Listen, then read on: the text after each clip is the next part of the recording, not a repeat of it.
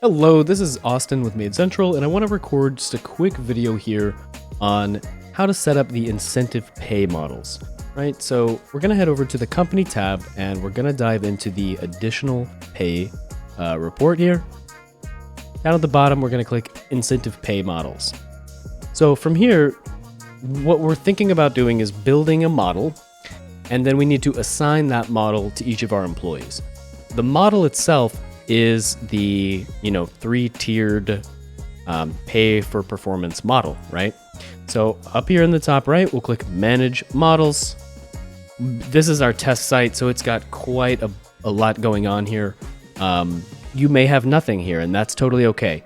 In the top right, you'll click Create Model, and you can give it a name. A lot of people just call it Pay for Performance, right? We can leave the description blank.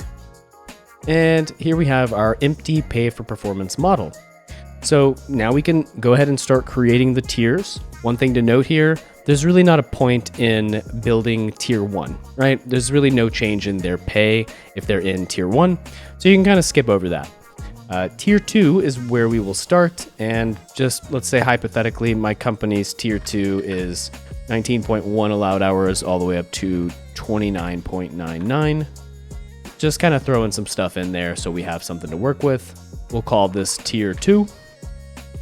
And it's going to be a attendance performance bonus, and it's going to be an additional 2% onto their fee split. All right, so we'll go ahead and save that in there. And then we can build our tier 3. Right?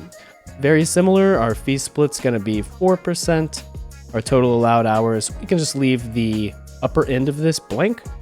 And then we will do attendance performance bonus as well here. Now again, your parameters may be different. We're looking at total allowed hours here. That might be quality score for you. It might be several things rolled into one. Your particular model may vary, right?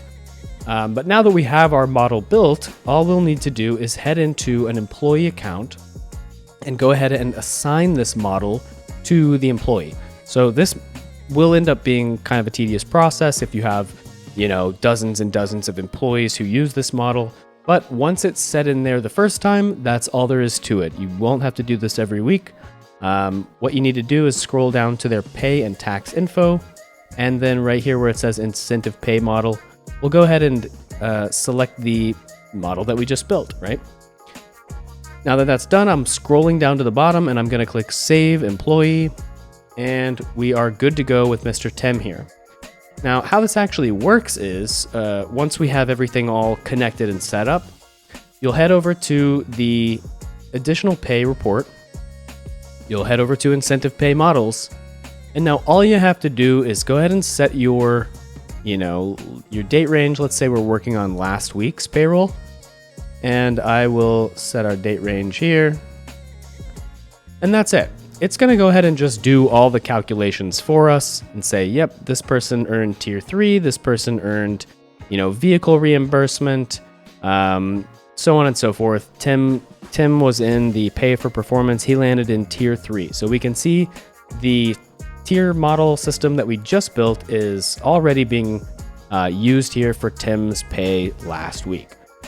We can scroll all the way over to the right to see what those actual values are going to be. And then for the note, I might just type in something like P4P bonuses. And I'd refresh that. And we'd get that note added in here as well.